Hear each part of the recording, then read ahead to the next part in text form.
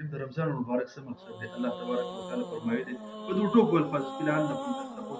دا روژه مې د باندې ځکه فرض کړه چې په تاسو کې زما خوف زما یره راشي، د الله خوف یره او زمونږ بدن زمونږ روح صفا شي او هغه اخرت سوچ فکر زمونږ ټول مسلمانانو سره پیدا شي.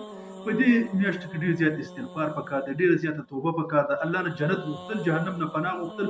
اللهم اجرنا من النار یا الله مر جهنم نه امان کې وساتي او د سترګو نه اوښکې توی کول. د اعتکاف هم دا مقصد دی.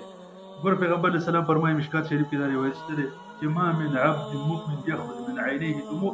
یو مسلمان بنده د سترګو نه چې یوه قطره اوښکې لاړې شي ان کان مثل ذباب الرس د مچ د سر منګي دی ولېږدئ او من خشیة الله ثم یصیب شیئا من حر وجهه ابی د دې د مخ په عیسی باندې د اوښکه دغه ټوټې غوندې راتوی شو نو الله الا حرمه الله على النار. نو الله پاک به دغه چهره په جهنم باندې حرام کړي، دغه مخ به حرام کړي، دغه مبارک جز چې په جهنم حرام وي نور خو به ښه په طریقه ولا باندې حرام